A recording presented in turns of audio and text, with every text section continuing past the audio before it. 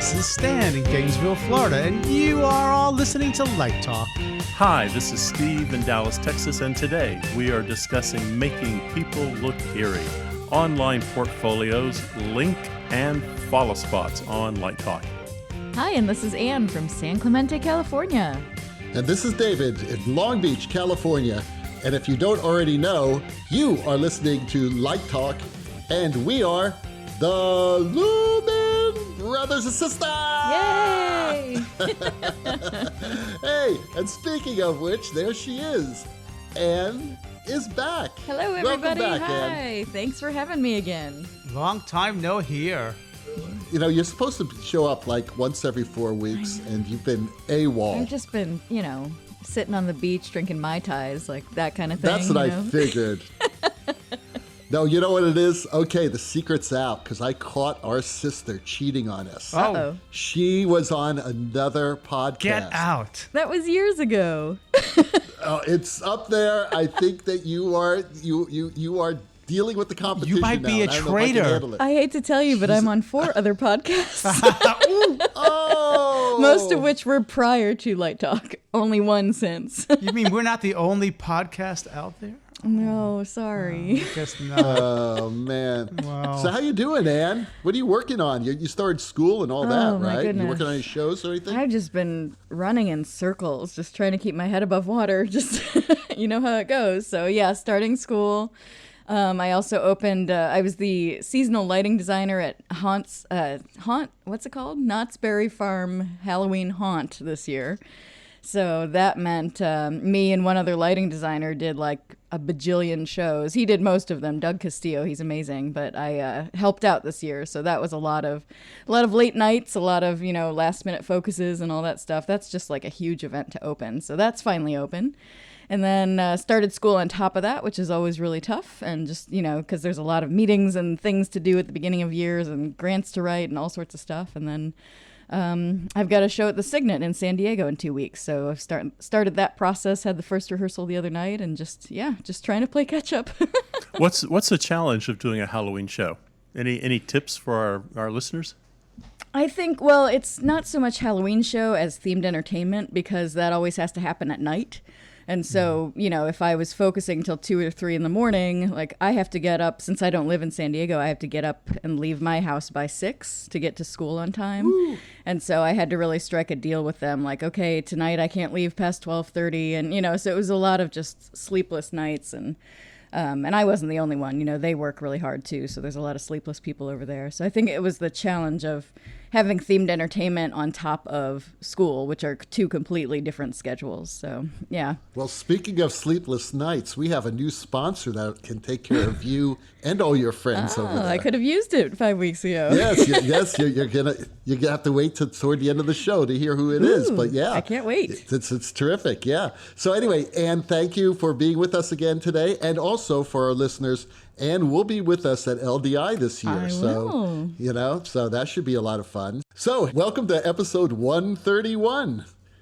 Isn't that amazing? 131. Hey, last week we had this terrific interview with Eric Goldman.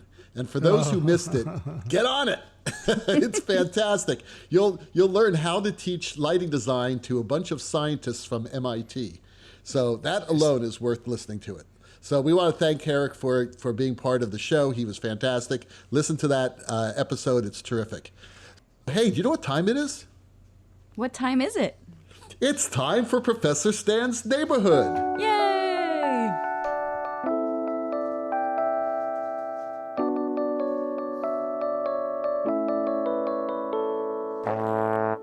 And today, we look at our newest country, Tasmania.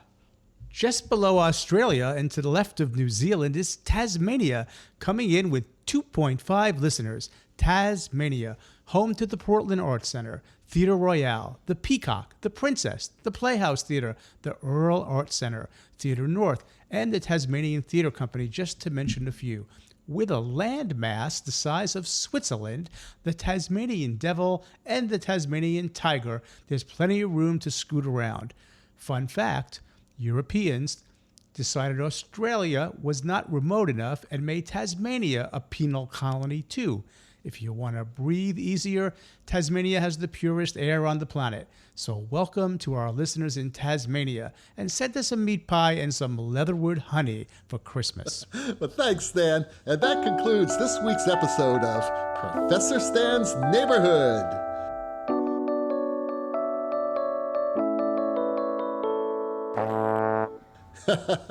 So, Anne has our first question. Yes, my question comes from Doug Feinberg in Cambridge, Massachusetts. Why would I use footlights or a very low front position? What is the general benefit of the effect except for making people look eerie? Ooh, they don't Well, always eerie's look eerie. my thing this month, so that's good. true. Halloween eerie. Eerie. I love eerie. I mean, that would be number one, I think, why you use footlights is sort of that eerie feeling. And what it is, human beings are used to the sun coming from above. And so as, animals, we're confused when the sun or a light direction comes from below. And so that's what makes it creepy to us and eerie. So that's its main reason, I think. Which I find really exciting. I also like to use it when it's sort of a confusing moment, like say it's a moment that's supposed to look really sweet, but you want it to have sort of an edge to it, so you can add a little eerie in. It has that kind of quality that you can play with. And then the other thing I just thought of was I've done it as sort of a low fill. You can fill in shadows a little bit. For example, I've worked with some older actresses that like a little pink from below because it fills in wrinkles and eye bags and any of those shadows that could be created from light above. So a little bit of glow from the pink footlights can help fill shadows in a positive way to help somebody look more photogenic, I guess would be the word.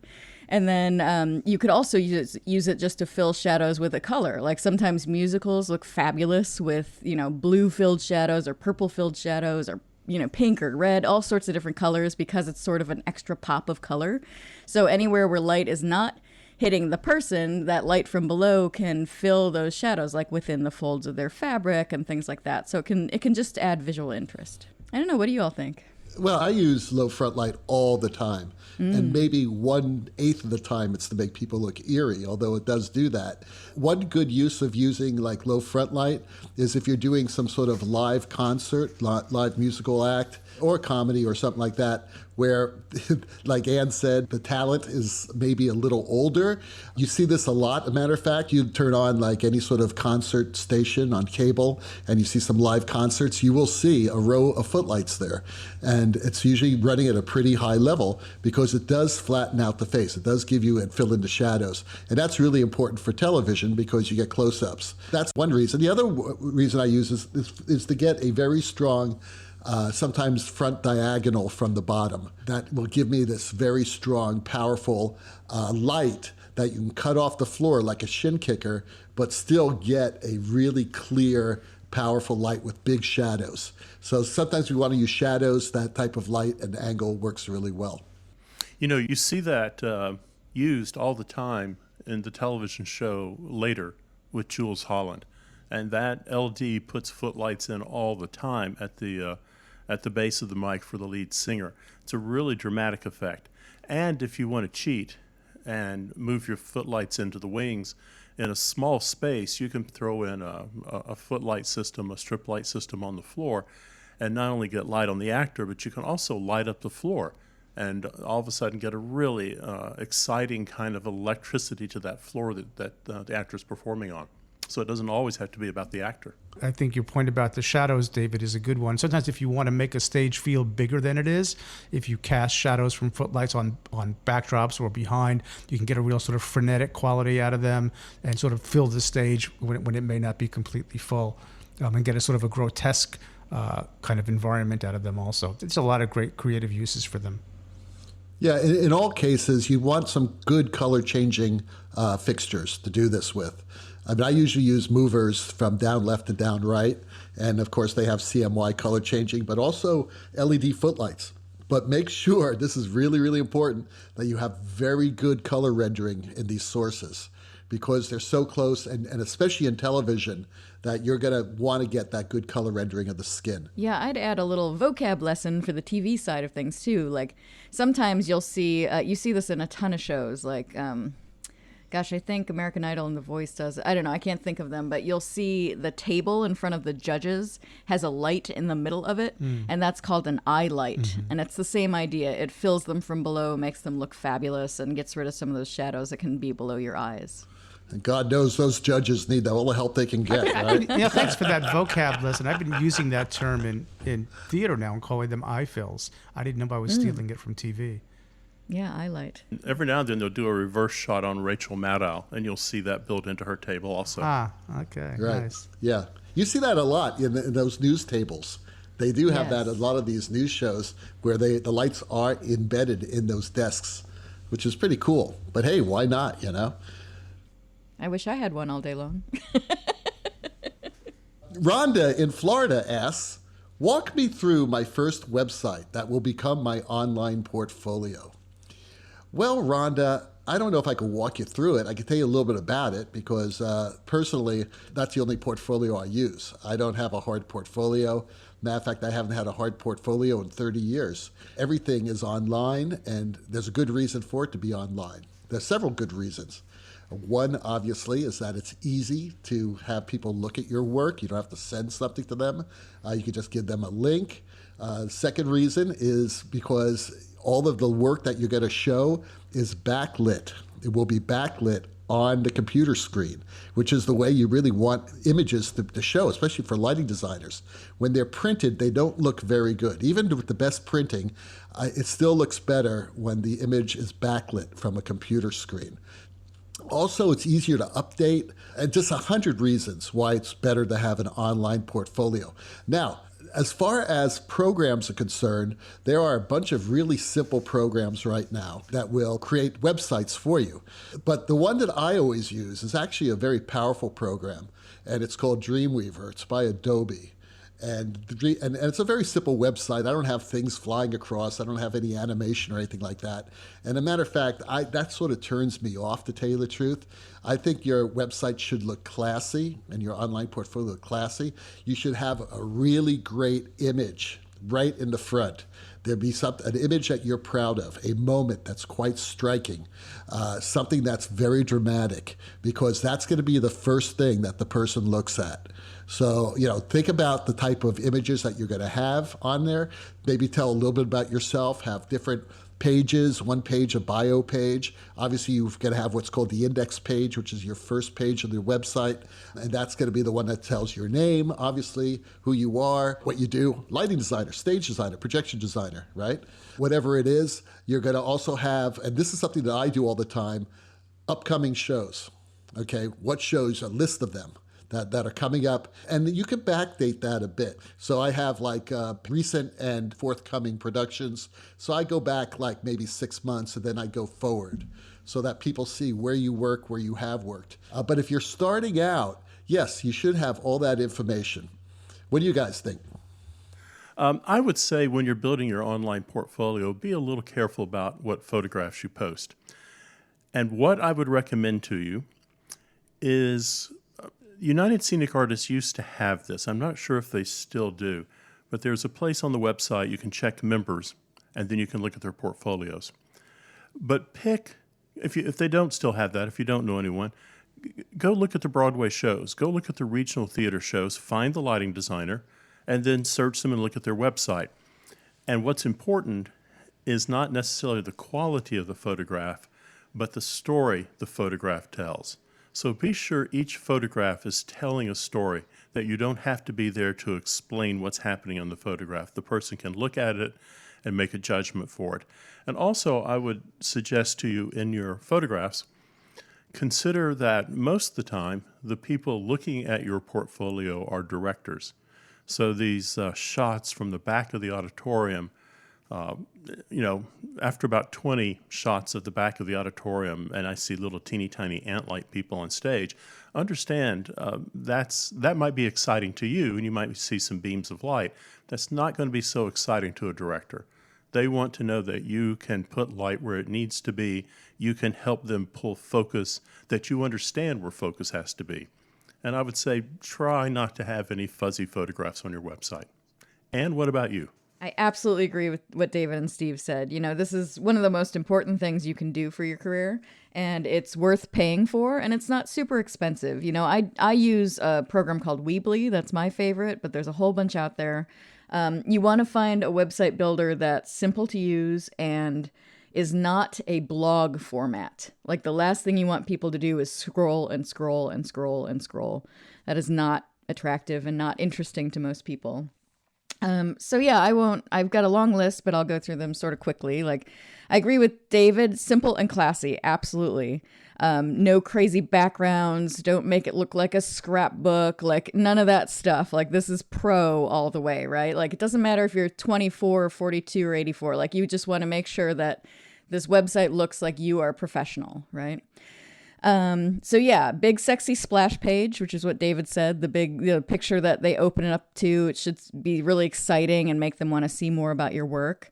You want something like a format of your website that shows really large photos. So nice and big, nothing small. Like, it's nice to have little thumbnails that then you can click on and they get really big.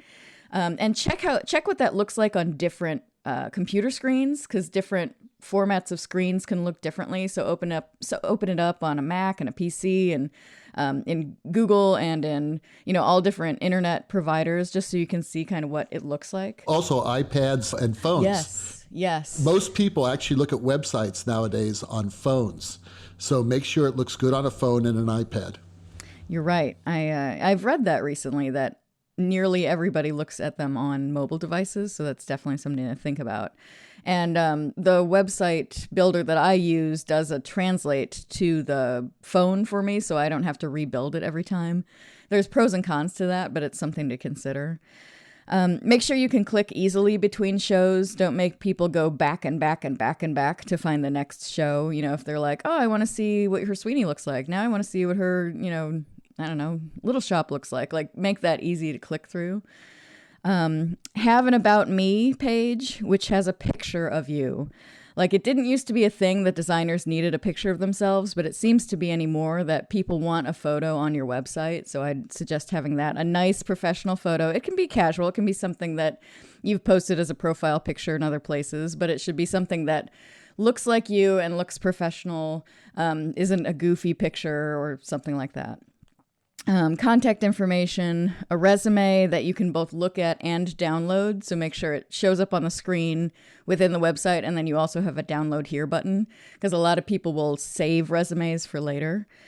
And then the last thing I'd think about is the number of shows, like maybe 8 to 12 shows, and each of those shows maybe 6 to 12 pictures per show. Something like that. So you don't want an endless website that nobody's ever going to look at. You don't want, right, 300 pictures of the same thing on stage. And make sure it's a wide range of pictures. Like Steve mentioned, like, you want some close-ups on top of your faraway pictures. You know, it's kind of a, I don't know. People always say, well, I'm a lighting designer. It's got to be all far shots so you can see the whole stage.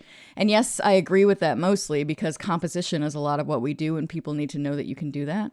But a couple of, sexy close-up shots that the photographer took that look amazing, like, is something a director gets excited about. So I like to have maybe 2 of those in there for show. And then finally, I would just say, I always make sure, and I tell my students this, to have one, what I call the, quote, living room shot. It's really easy as a lighting designer to have all these really, like, amazing shots where there's, like, one light on, and it's so dramatic, and it's all shadows. And that's great, but a director's not going to hire you to light their next Noel Coward play. So you need to make sure you have one shot that shows that you can, at least one shot, that shows that you can do a lights up play, right? So you can see everything on the stage. And that could be a book scene in a musical, but at least have one shot there. So those are my initial thoughts on that. Stan, do you have anything? Well, wow, that was pretty extensive. So, all of you covered so many bases. I'm sitting here thinking, what could I add? I guess I could add 3 little things that are sort of maybe, natural, but there should be a resume, and it should be easily downloadable, so somebody can grab it, right? Don't just give me a picture of your resume and I can't take it with me if I want to print it. I have seen websites where people have put watermarks across their photos. No. I don't think that's such a good idea. Awful. Yeah, so I would steer away from that. And then this one might be a little bit controversial. Maybe it's a discussion. Yeah, I know we have limitations with musicals and even some plays about putting more than a certain amount of seconds, in any kind of reproduced electronic system. But I love to see like a little short video of a cue sequence or something where I get a little, something that is active, because the stills are beautiful and I love the stills, except that we don't really do stills. What we do is sort of has action. It's dynamic. So I'm okay with a couple of really choice little short videos, which you can make now with your phones, even with under low light, that are pretty reasonable. But you have to be careful about copyright and all of that stuff and not violating anything. But I don't mind that myself. I don't know how you guys feel about that. Well, speaking of copyright, if you use photos that you did not take, you must get permission from the photographer. That's very important. And I would also credit all the designers. If you're, showing shows, just put a credit down there somewhere, just so they're credited. Yeah, including the sound designer, because he or she is part of the team as well. Absolutely. And finally, just to wrap everything up, if you have any questions, you should look at our websites. I mean, mine is davidmartinjacques.com. Stan, what's yours? skdllc.com. All right. Ann, what's yours? AnnMcMillsLighting.com. And Steve? I think it's stevewoods.org. Ooh, I think that's what it is. There you go. So, feel free, and I think you'll get a lot of good ideas from them. Well, David, you just gave us free advertising. That's right. I like that. It's amazing. I did not mean to do that, but it is. I just wanted to add one quick thing about the video, worrying about copyright, but also think about equity rules. There's certain rules about how long you can record actors, so look that up. Exactly. And musicians, if there's any music in it. Yeah. JD in Montana writes, I'm looking for a grad program. Oh, can you tell me about the Link interviews? Well, I could tell you a little bit because I am not terribly familiar with it, but I do know what they are. Link is sponsored by USITT. They are interviews in a variety of areas in the theater. And this year, in 2019, they're running them in Atlanta. And we did send a colleague of mine to Link when they first started to check them out, because we go to ERDAS primarily. And basically, it's in a different region of the country. In Atlanta, like I said, this year. And you land and you go to this hotel, and it's nearby the airport. So you don't have, so it's sort of like airport connected convenience. And there's a bunch of different schools participating, and in various areas: costume design, costume technology, digital media design, lighting technology, makeup and wig design, scenic art, scenic design, sound design, stage automation, stage properties, technical direction. And you register and you head over there. This year it's Saturday, November 9th. You can start setting up at 7 a.m. And there's a whole bunch of information on the USITT page, so you can go there and drill down into all the details. We have not, my school has not done that. There's just a lot of places that one can recruit, and this is a new one. And it's been, actually, I shouldn't say new. I think they've been doing it for about 6 years. So it's been running on for a while, and there are about 50 programs participating in Link. Yeah, we go every year. One of us heads down there for the day. You are listening to Light Talk with the Lumen Brothers and their sister who comes to visit. Light Talk this week is sponsored by Pfizer Pharmaceuticals. Do you suffer from sweat-inducing stress dreams? You know the ones I'm talking about. You show up at an unknown venue with the set and lights already loaded in. It is final dress rehearsal. Nothing is focused, and you have no idea what the show is. That will freak anyone out. If so, it's time for you to stop worrying about these theater nightmares. It's time for you to try Luambien by Pfizer Pharmaceuticals. Luambien is especially formulated to ease you into a deep sleep and put you out for a good 6 hours. When you wake, you will not remember any dreams that formerly haunted you. In fact, you won't remember anything that happened to you in the preceding 24 hours. That's right. Luambien will conveniently wipe all your memories of that horrendous first dress rehearsal last night, where that costume designer called you a hack and the producer was on the phone to Don Holder. In the morning, you wake relaxed and well-rested, without a worry in the world. If you remember where you are and what you are doing there, you will eventually arrive at the theater calm, refreshed, and happily ignorant. Luambian should not be used in combination with any other medication. Do not use Luambian when designing bad musicals or devise plays with interpretive dancing. Luambian should not be taken when riding in an Uber in strange cities or working with directors dressed in leather. Call a doctor immediately if you feel disoriented, delirious, depressed, dejected, or have an erection that lasts over 6 hours. Get through your next nightmare production without any more nightmares. Sleep well and deep with Luambian. And now, back to Light Talk. Well, the sound of those ducks tells us that once again it's time for Let's Talk About. And today we're going to be talking about the lack of diversity for lighting designers in the American theater. This comes from an article, a terrific article, by the way, in American Theater titled How to Solve Design's Diversity Problem by Kalundra Smith. Lighting designer Portia McGovern did a lot of research among LORT theaters, and here are some of her findings, and just in a nutshell to get the discussion going. Women receive less than 20% of all LORT lighting design contracts. Did you hear that right? 20%. When the artistic director of a theater identifies as male, and when the director of a show identifies similarly, women are less likely to be hired. And it's not just the female designers who are underrepresented in the theater. Designers of color are even more poorly represented in backstage jobs. The article is actually posted on the Light Talk Facebook page, so we highly recommend you reading it. But I'm just going to throw this out there. What do you all think about this article? You know, it's an interesting question because I think what we're all seeing in lighting design, and it's been a trend for 30, 40 years, we're seeing more and more women enter the profession.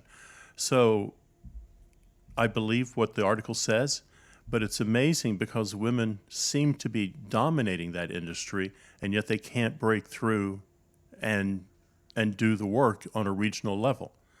I don't know. There certainly isn't a boys' club there where women are not welcome. Yeah, I hate to, I hope I'm not, what's the word? Like being a traitor to my sex, but I'm actually pretty excited to hear the 20% thing because we've been at like 12 for a very long time. Yeah. So it's something. And, you know, I agree with Steve. It's you know, there's a lot of young women in lighting in, you know, electrics and design. But it just seems to be breaking through to that next tier, like the, you know, the LORT tier and the Broadway tier. And I think it has to do, well, at least there's theories that it has a lot to do with childcare issues and things like that. But they're chomping at the bit. So, you know, just open the floodgates. Let's do it. I think if you go back and listen to the Elaine McCarthy episode, and I think I'm right about this, she talks about when one of the guys brings their child to the theater, he's just being a good dad. And when she brings one of her children to the theater, it's, oh, you couldn't afford childcare or couldn't get a sitter for the day. I mean, there's a double standard there. There's absolutely a double standard. That's not right. That's not right. I think that's terrible. I'm staring at a screen here at the U.S. Census Bureau and just looking at the breakdown of our population. So let me just ask this question: do you think? And I'll be a little bit of a devil's of a sort of a provocateur here. Do you think that the ratio of various people and their backgrounds or their gender or whatever should be reflective of the society in which they live? It should be reflective of the trade and profession that they trained for.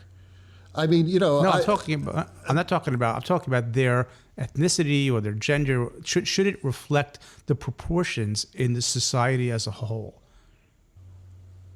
So you're saying like if there are 52% of women in the United States, 52% of the lighting jobs should go to them? Is that what you're saying? I'm asking if there should be some sort of parity between population distribution in terms of those questions. I don't think that has anything to do with it. I'm just looking at my own experience. In all the years I've been teaching, 80% of my students were women. Now, I know that doesn't go for all graduate lighting programs, okay, but it's just my experience. It's mine too. Mm-hmm. All of those women, at least 90% of them, are working in the profession. They're still working. But I can tell you that the research is there. I know a lot of women lighting designers. There is a boys' club out there. There really is. And this is an issue. Women have been disadvantaged as far as gender discrimination when it comes to the theater. It's all out there. I mean, the studies are done. I was working with the IA when I was, 19 or 20, and I was just as bad. I'm not going to pretend that I wasn't. And all of a sudden, a woman IA member shows up on a call, and it's like,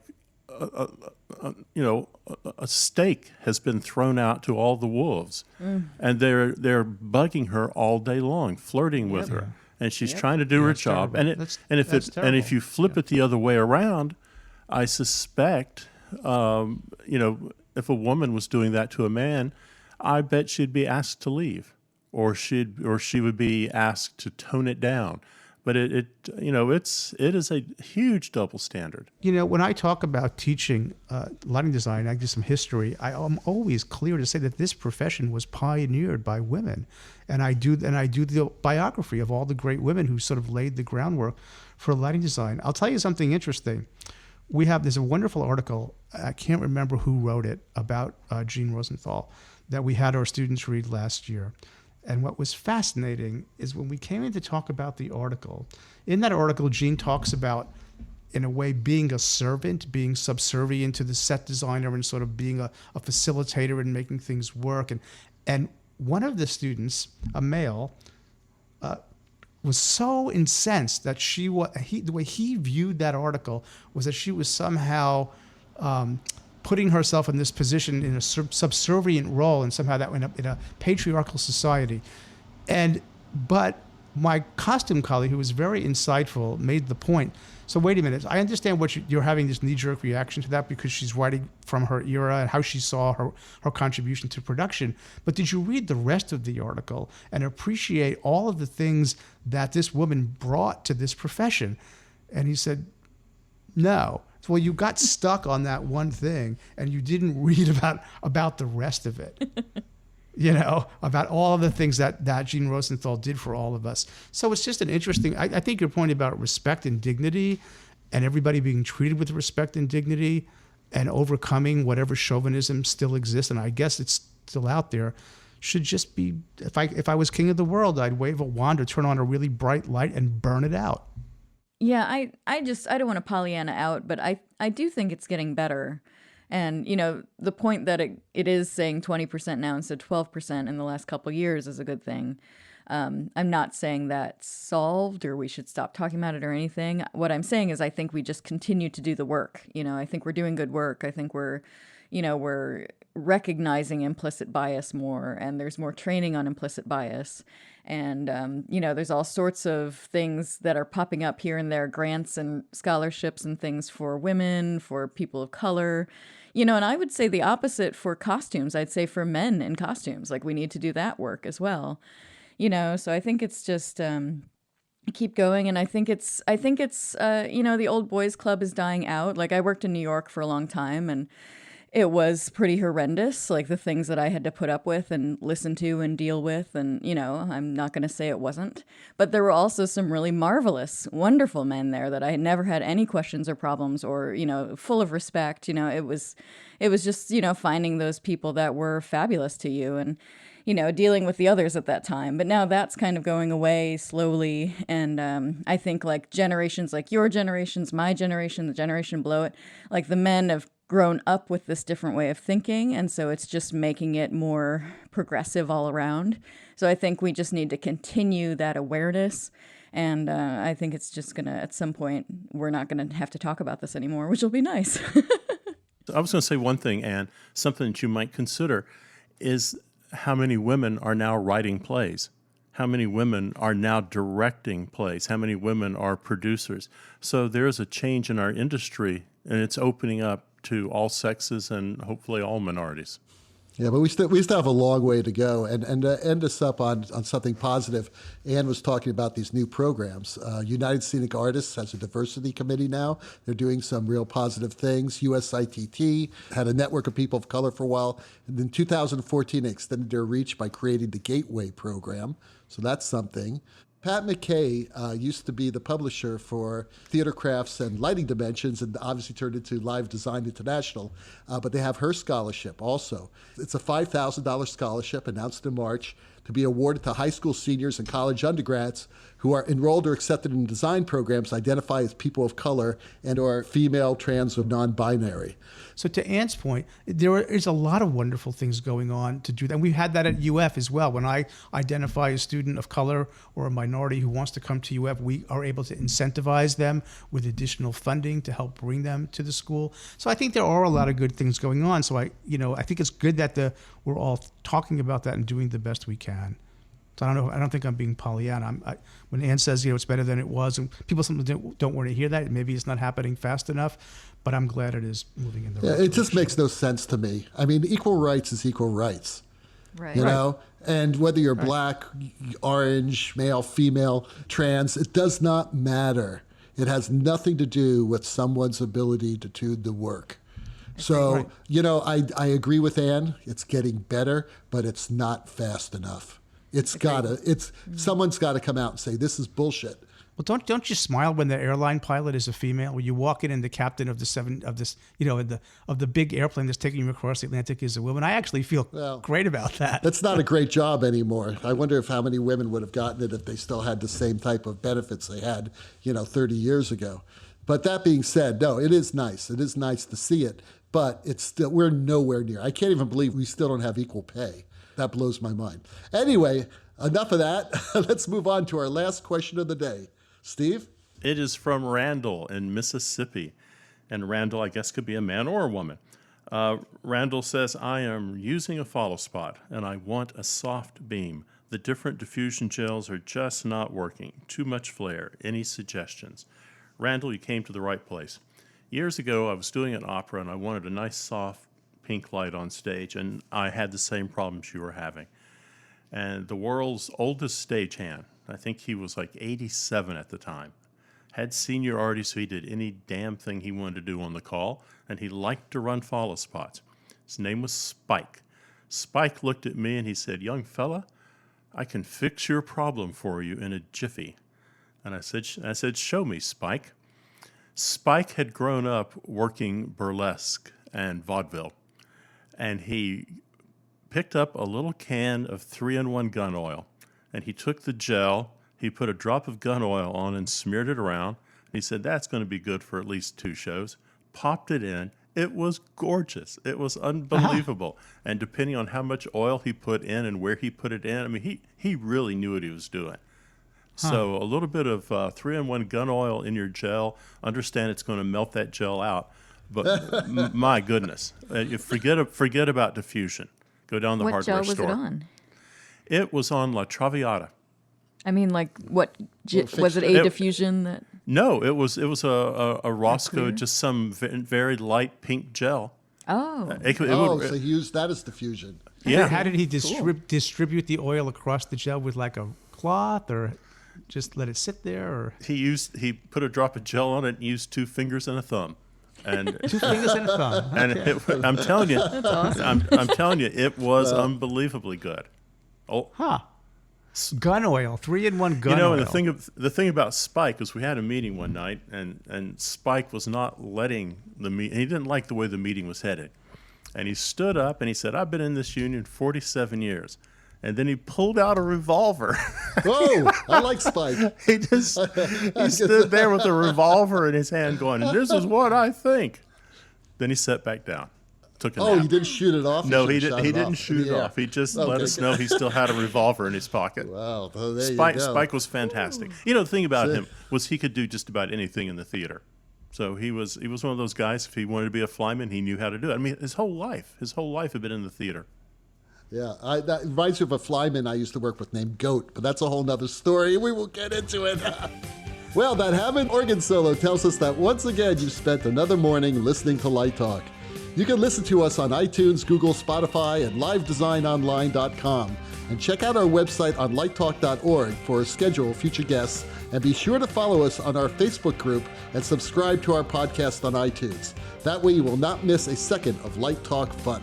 No guarantee is offered regarding the accuracy of any statements or opinions made on this podcast. And remember, if you choose to litigate us, our law firm of Fleck, Flock, Flair, and Glare and their paralegal Snoot will defend us until our retirement funds are depleted. Light Talk is written and produced by the Lumen Humans, coming to you from Long Beach, Gainesville, San Clemente, and the Republic of Texas. And be sure to tune in next week when we discuss lighting designer fashion, the ETC revolution, more red and green color theory, and the best rock and roll colors. All of that and a new sponsor, Light Talk, broadcasting questionable Lumen knowledge and humor around the world. We'll see you all next Saturday morning. Thank you, Ann, for being with us today, and bye-bye from Light Talk. Bye, everybody. Yeah, thanks for coming in.